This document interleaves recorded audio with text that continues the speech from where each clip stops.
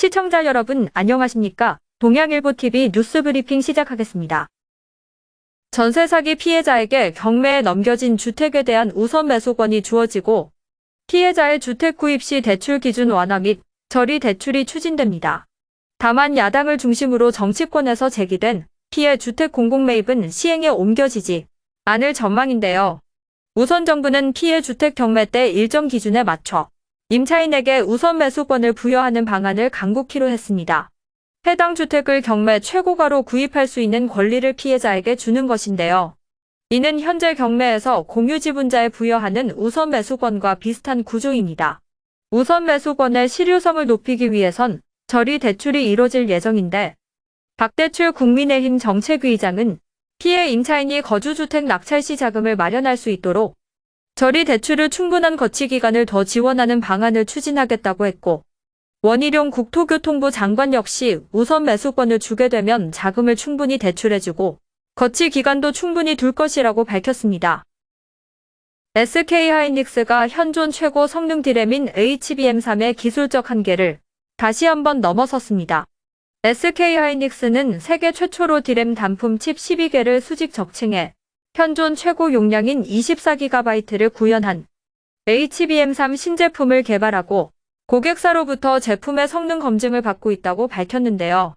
기존 HBM3의 최대 용량은 디램 단품 칩 8개를 수직 적층한 16GB였습니다. 하이닉스 관계자는 최근 AI 챗봇 산업이 확대되면서 늘어나고 있는 프리미엄 메모리 수요에 맞춰 하반기부터 시장에 신제품을 공급할 수 있을 것이라고 강조했습니다. 정부가 차세대 전지인 전고체 배터리의 세계 첫 상용화를 목표로 내건 가운데 국내 배터리 업계도 관련 기술 개발에 힘쓰고 있습니다. 전고체 전지 세계 최초 상용화를 목표로 민관이 2030년까지 20조 원을 투자할 계획인데요. LG에너지솔루션, 삼성 SDI, SK온 등 국내 배터리 3사는 최첨단 제품을 생산하는 마더 팩토리를 국내에 짓습니다.